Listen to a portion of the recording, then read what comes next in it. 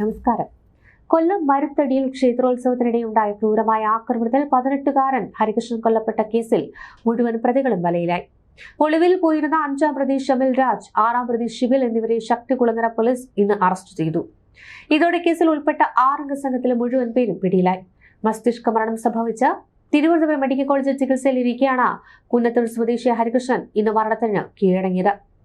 കഴിഞ്ഞ ഞായറാഴ്ച മരുത്തടി ക്ഷേത്രത്തിലെ ഘോഷയാത്രയ്ക്കിടെയാണ് നാടിനെ നടുക്കിയ ഈ ആക്രമണം അരങ്ങേറിയത്. ഘോഷയാത്ര കാണുവാൻ നിന്ന ഹരികൃഷ്ണനും സഹോദരനും പ്രതികൾക്ക് തടസ്സമായി മുന്നിൽ നിന്നു എന്ന നിസാര കാരണമാണ് ക്രൂരമായ കൊലപാതകത്തിൽ കലാശിച്ചത്. മദ്യപിച്ചെത്തിയ സംഘം തടിക്കഷ്ണങ്ങൾ ഉപയോഗിച്ച് ഹരികൃഷ്ണനെയും സംഘത്തെ വളഞ്ഞിട്ട് ആക്രമിക്കുകയായിരുന്നു. തലയ്ക്ക് സാരമായി പരിക്കേറ്റ് ബോധരഹിതനായി വീണ ഹരികൃഷ്ണനെ ഉടൻ തന്നെ തിരുവനന്തപുരം മെഡിക്കൽ കോളേജ് ആശുപത്രിയിൽ പ്രവേശിപ്പിച്ചുവെങ്കിലും ജീവൻ രക്ഷിക്കാനായില്ല. ആക്രമണത്തിന്റെ ഭീതിപ്പെടുത്തുന്ന ദൃശ്യങ്ങളടക്കം പുറത്തു വന്നതോടെ വലിയ ജനരോഷമാണ് ഉയർന്നത്. കേസിൽ നേരത്തെ 4 പ്രതികൾ അറസ്റ്റിലായിരുന്നു. ഇന്ന് പിടിക്കപ്പെട്ട ഷമിൽ രാജ്, ഷിബിൻ എന്നിവരടക്കം 6 പേർക്കും കൃത്യത്തിൽ നേരിട്ട് പങ്കുണ്ടെന്ന് പോലീസ് വ്യക്തമാക്കി. ആക്രമണത്തിൽ ഹരികൃഷ്ണന്റെ സഹോദരനും ബന്ധുവിനും പരിക്കേറ്റിരുന്നു. അറസ്റ്റിലായ പ്രതികളെ കോടതിയിൽ ഹാജരാക്കി റിമാൻഡ് ചെയ്യും. നിസാര തർക്കങ്ങൾ പോലും വലിയ ക്രിമിനൽ ആക്രമണങ്ങളായി മാറുന്നതിലെ ആശങ്കയിലാണ് കൊല്ലം നിവാസികൾ. ഹരികൃഷ്ണന്റെ മരണത്തിൽ നീതി ആവശ്യപ്പെട്ട് സഹപാഠികളടക്കം രംഗത്ത് വന്നിരുന്നു. മരണത്തിന് കാരണക്കാരായ മുഴുവൻ പ്രതികളെ പിടികൂടണമെന്നാണ് വിദ്യാർത്ഥികൾ ആവശ്യപ്പെട്ടത്. സംഭവത്തിൽ പ്രതിഷേധിച്ചുകൊണ്ട് വിദ്യാർത്ഥികൾ പ്രതിഷേധ റാലി നടത്തി. പോളിടെക്നിക് കോളേജിലെ 1-ാം വർഷ ആർക്കിടെക്ചർ വിദ്യാർത്ഥിയായിരുന്നു ഹരികൃഷ്ണൻ. ഇന്ന് രാവിലെ 10:05 ഹരികൃഷ്ണന്റെ മരണം സ്ഥിരീകരിച്ചതെന്ന് ആശുപത്രിയിലെ ഡോക്ടർമാർ അറിയിച്ചു.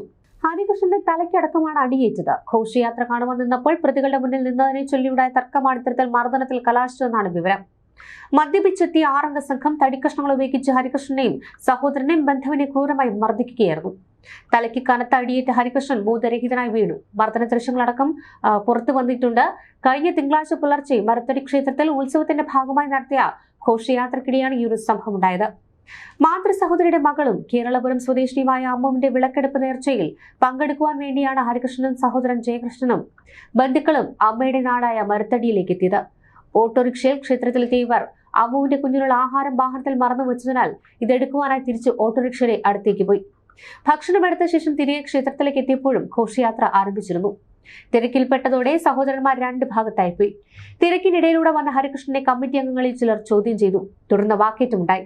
ബഹളം കേട്ടെത്തിയ ജയകൃഷ്ണൻ പ്രശ്നം ഒതുക്കി തീർത്ത് ഹരികൃഷ്ണനെയും കൂട്ടി ബന്ധുക്കളുടെ സമീപത്തേക്ക് പോയി. പിന്നാലെ വന്ന ചില അക്രമി സംഘത്തിലെ ചിലർ സഹോദരന്മാരുടെ തൊഴിൽ കൈയിട്ട് ആഹാരം കഴിച്ചു വരാമെന്ന് പറഞ്ഞ് ക്ഷേത്രത്തിലെ സദ്യാലയത്തിലേക്ക് സമീപത്തേക്ക് കൊണ്ടുപോവുകയായിരുന്നു. തുടർന്നായിരുന്നു മർദ്ദനം.